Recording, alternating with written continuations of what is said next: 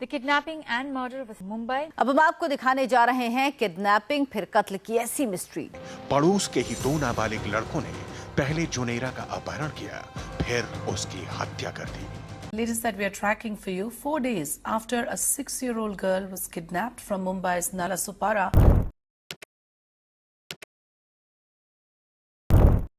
1990 के दशक में मुंबई की भागती दौड़ती सड़कों पर लाखों कहानियां थीं, लेकिन राजेश गुप्ता के अचानक गायब होने जितनी दिलचस्प कहानी कोई नहीं थी।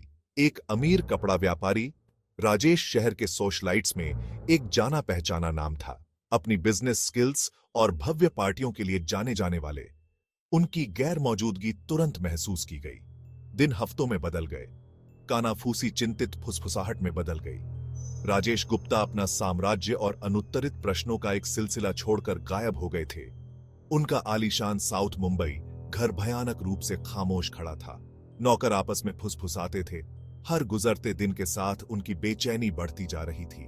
राजेश की आलीशान मर्सिडीज गैरेज में खड़ी रही, धूल फांकती रही। उनके फोन कॉल्स का कोई जवाब नहीं आया। जो आदमी हमेशा हर चीज के केंद्र में दिखता था, वह बिना किसी निशान के गायब हो गया था। आखिर वह कहां हो सकते थे? इस गुमशुदगी से शहर में हड़कंप मच गया। अखबारों ने उनके ठिकाने के बारे में अटकलें लगाते हुए हेडलाइन छापी। अपहरण से लेकर अचानक बीमारी तक के कयास लगाए जा रहे थे। कुछ लोगों ने तो किसी बिजनेस राइवलरी के गलत होने की आशंका भी जताई। बढ़ती चिंता के बीच राजेश की पत्नी सविता ने शांत दिखने का नाटक किया। मेरे पति बस एक बिजनेस ट्रिप पर गए हैं। उनके काम में ऐसा अक्सर होता है। लेकिन उनकी बनावटी मुस्कान और गोलमोल जवाबों ने बढ़ते शक को कम नहीं किया। अपनी खूबसूरती और शालीनता के लिए मशहूर सविता तमाम अटकलों का विषय बन गई। उसका व्यवहार हालांकि दिखने में शांत था, लेकिन उसके नीचे बेचैनी की एक अंतर्धारा थी। उसकी आंखें, जो आमतौर पर गर्मजोशी से चमकती थीं, अब उनमें कुछ अजीब सी झलक थी। क्या वह कुछ छुपा रही थी? क्या वह जितना बता रही थी, उससे कहीं ज्यादा जानती थी? फिरौती की कोई मांग या संघर्ष के कोई संकेत नहीं होने के कारण पुलिस हैरान थी। अपनी पैनी नजर के लिए जाने जाने वाले एक अनुभवी अधिकारी इंस्पेक्टर विजय कुमार को मामला सौंपा गया। अपने व्यवस्थित दृष्टिकोण और अटूट दृढ़ संकल्प के लिए प्रसिद्ध इंस्पेक्टर कुमार ने राजेश गुप्ता के जीवन की तह तक जाना शुरू कर दिया। उन्होंने परिवार के सदस्यों, व्यापारिक सहयोगियों और यहां तक कि आकस्मिक परिचितों से भी पूछताछ की।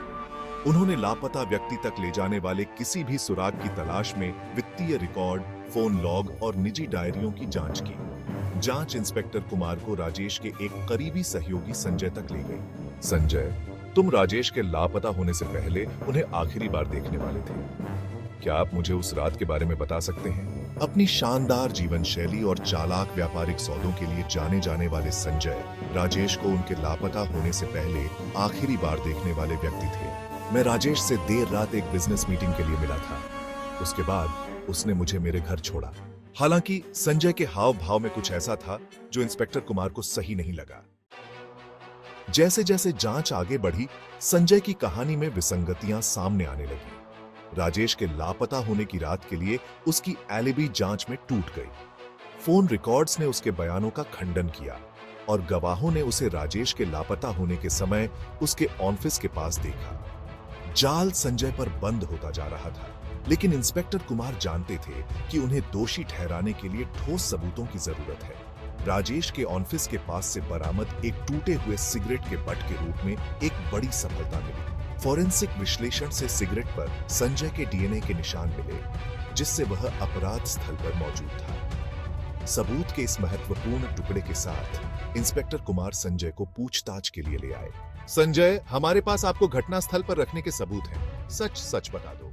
अपने खिलाफ बढ़ते सबूतों का सामना करते हुए संजय टूट गया। हाँ, मैं राजेश के लापता होने में शामिल था, लेकिन यह सविता ही थी जिसने पूरे प्लान को अंजाम दिया था। इस खुलासे ने मामले में जटिलता की एक नई परत जोड़ दी, जिससे राजेश गुप्ता के लापता होने के पीछे के असली मास्टरमाइंड के बारे में और भी सवाल खड़े हो गए।